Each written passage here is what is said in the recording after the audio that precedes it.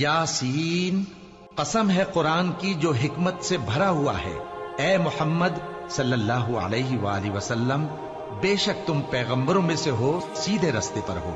ये कुरान गालिब व मेहरबान का नाजिल किया हुआ है ताकि तुम उन लोगों को जिनके बाप दादा को खबरदार नहीं किया गया था खबरदार कर दो कि वो गफलत में पड़े हुए हैं। उनमें से अक्सर पर अल्लाह की बात पूरी हो चुकी है, सो वो ईमान नहीं लाएंगे। हमने उनकी गर्दनों में तौक डाल रखे हैं और वो ठोड़ियों तक फंसे हुए हैं, तो उनकी गर्दनें अकड़ी हुई हैं, और हमने उनके आगे भी दीवार बना दी और उनके पीछे भी, फिर उन पर पर्दा डाल दिया तो ये देख नहीं सकते। और तुम इनको खबरदार करो या न करो, इनके लिए बराबर है, ये ईमान नहीं लाएंगे। तुम तो सिर्फ उस शख्स को खबरदार कर सकते हो जो इस नसीहत यानी कुरान की पैरवी करे और रहमान से गायबाना डरे, सो उसको मगफिरत और बड़े सवाब की बिशारत सुना दो। बेशक हम मुर्दों को जिंदा करेंगे, और जो कुछ वो आगे भेज चुके और जो उनके निशान पीछे रह गए हम उनको कलमबंद कर लेते हैं, और हर चीज को हमने किताबे रोशन यानी लौहे महफूज में लिख रखा है।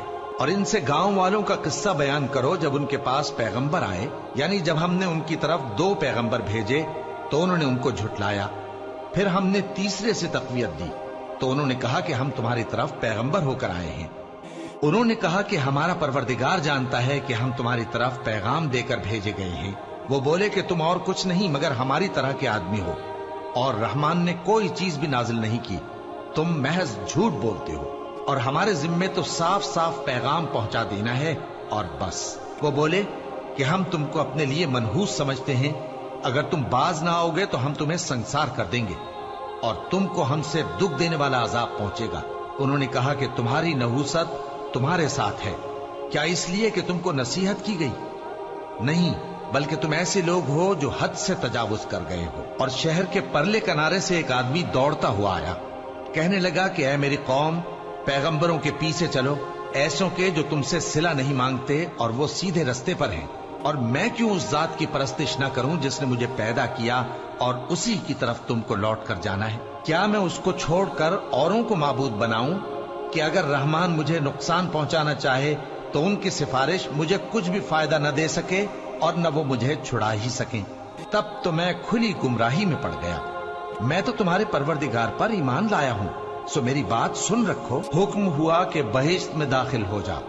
बोला काश मेरी कौम को पता चल जाए कि मेरे रब ने मुझे बख्श दिया और मुझे इज्जत वालों में शामिल किया।